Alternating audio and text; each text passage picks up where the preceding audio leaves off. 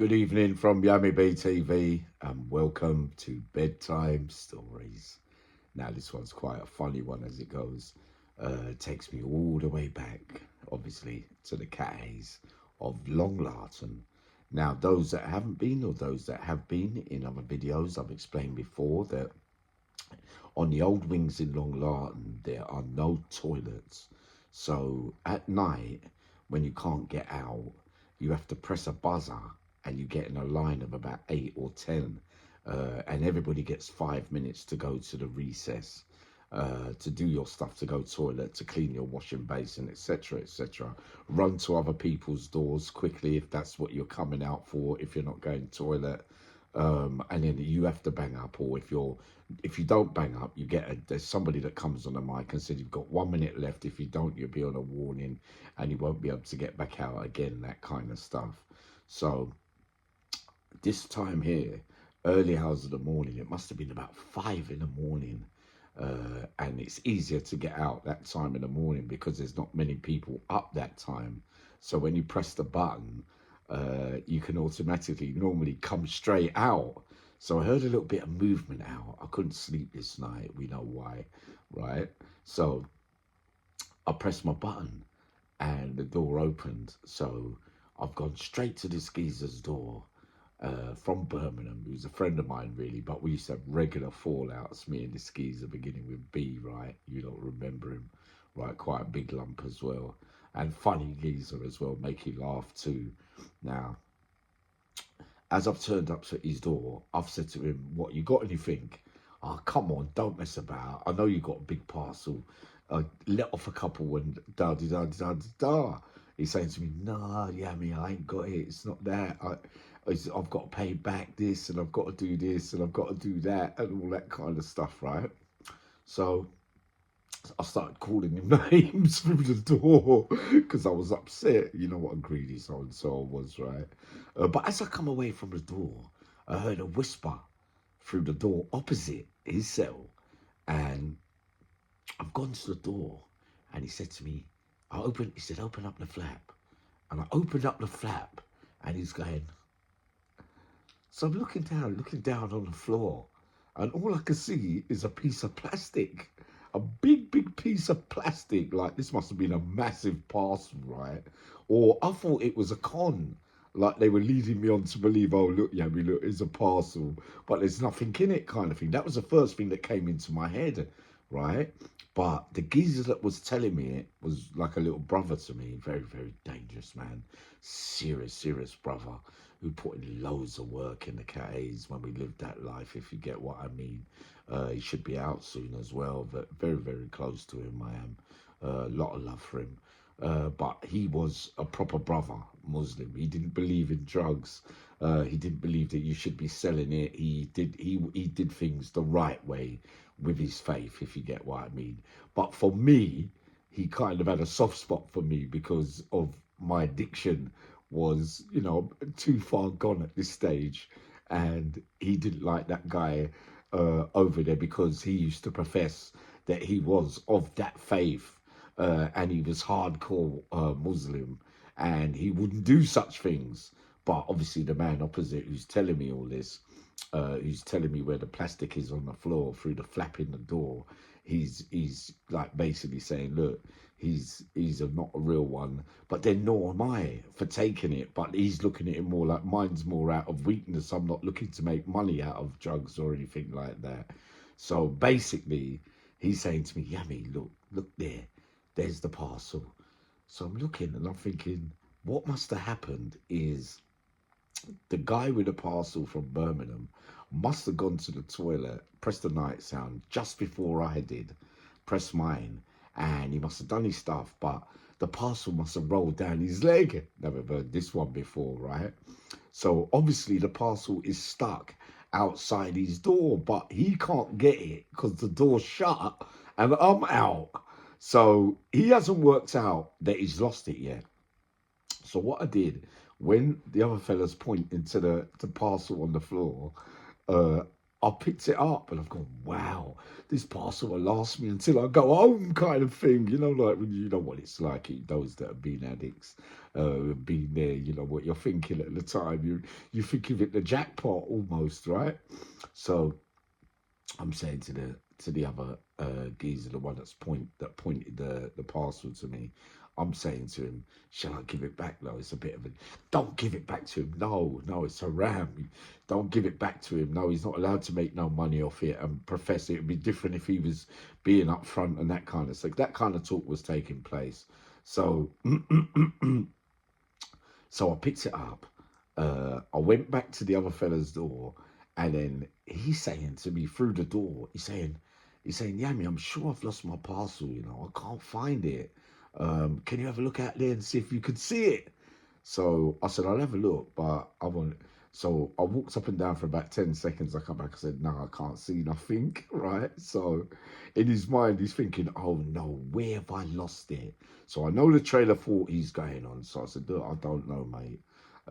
So whatever, I thought you said you never had enough to give me anything, if you get what I mean. He said, come on, Yami, if it's out there, please tell me it's out there. So I said, no, I can't see it. So I banged up. He's pressed his back. He's pressed his thing. He's come back out. Can't find it. He's come to my door. Yami, please be honest with me. Did you see anything? I said, no, I never saw nothing. Ping. It's nearly staff now coming on duty after 6 o'clock. So then all the red lights will go off because we'll be unlocked soon. So the other geezers comes to my door and he's saying to me, Yami, don't you dare give him back that. No way. Don't give him back that, right? So I said, all right, all right. So I'm holding out. So the doors open out, everybody's out. Now, during this time, Rookie Lee is about, JG's about, Casper's about, thinking that Quincy was around. Everybody that you could think of was around at that time. In the cat, Ezra was around from Nottingham. I think Colin Gunn was around as well. Roger Vincent was around as well. So, and Joey Ashman as well. Joey Ashman was around as well, right? And a whole lot of others, right? So, you know, when there's not a lot going on in the cat A's, you know, the gossip is that day he's telling everyone, I've lost my parcel. But no one ain't believing him at first. But the person that he bought the parcel off, he has to give money to. You remember that? So it's going to cost him. So for the whole day, he's following me every day from morning to evening, because it's Saturday, right? And you bang up earlier, like at 4 o'clock or 5 o'clock or something like that. So he's following me all day and he's saying, Yami, please, you wouldn't do that to me. Your heart's too soft. I know you wouldn't do that to me. So I said, look, I ain't got it. It ain't me. So I'm holding on for dear life. And for once, I'm keeping my mouth shut and I ain't telling no one, right? In the meantime, now, Roger pays me a visit and he says, Yami, come on. He goes, come on, we're better than that. Come on, give it back to him. He must have sent Roger to go and talk to me, right? So I said, Roger, he goes, Yami, come on, we're bigger than that. We don't do things like that. Then the big man come from Manchester, JG come, he said to me, Yami, come on, if it's you, come on, give it back. You know, it's not our style. We don't do things like that. It's a muggy turnout, blah, blah, blah. And then you got the rest of them, like Ezra, Ezra and Joey Ashman. They're in the kitchen because, you know, all the talk's going on in the kitchen, right? So Ezra's walking by, boy, I know Yami B ain't giving that back. It's Yami, man. And I'm just looking at him out the corner of my eye because I know all the gossip's going on. And Joey Ashman walked past me and he goes, that's dead, that is. He ain't getting that back.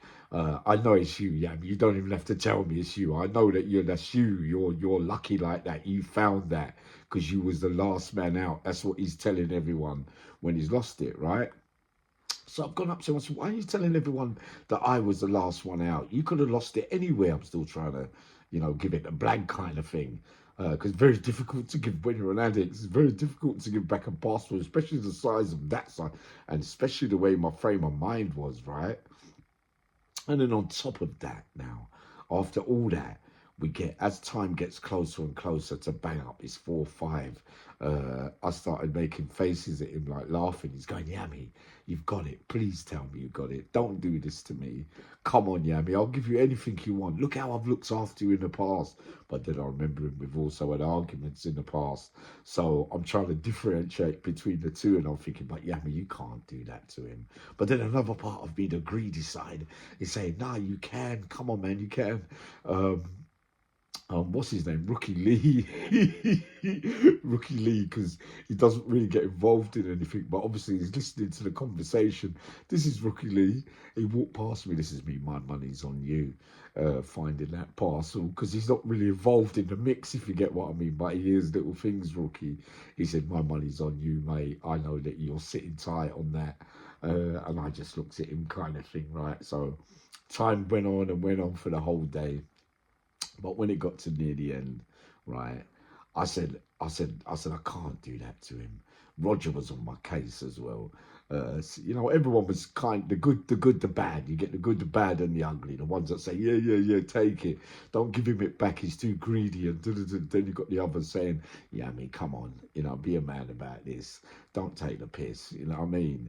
So guess what I did? But I let him wait until final bang up.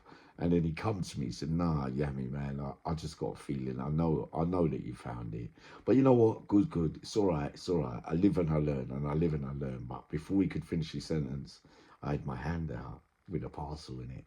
And he looked and he went, I knew you wasn't that wicked hearted. I knew you was I knew, Yami, you would give it to me back. I had a feeling that you're not that cold. I know that you know that me and you've been through years of the cat A's. And then he give me that speech, You know, I turned around to the man. I said to him, so I said, guess a couple of them things then. I said, guess a couple of them things. You know what he said to me? Yeah. Come and check me uh, uh, afterwards or whatever, you know, like night sounds later on when there's a time to come out and all that. And everything. I ain't gonna tell you what happened when I went there. When I went there, night sounds. He's telling me about I'll come back in the morning. It was only then I lied on my bed. I said, nah, yeah, I mean, you did the right thing. But I said, imagine that. The man didn't even give you nothing out of the thing. And his words were to me, I've looked after you enough. Come on, Yami, man. You know I'll always look after you, that kind of stuff. So I kind of bit my lip a little bit, but with the addict mind, you know how we think, I wish I would have had it now. I wish I would have taken it and not listened to it. But in reality, I did the morally correct thing, if you get what I mean, by sticking to the rules and not taking an opportunity that many wanted me to take, if you get what I mean. I never bowed down to the pressure. I made sure he got his things back, and we remained friends after that, if you get what I mean, forever and ever. And I always, every time we had an argument after that, I always used to bring it up. I goes, what about the time? He goes, yeah, but Yami, you had to. I know your heart's clean. You're not going to do that to me, blah, blah, blah, blah, blah.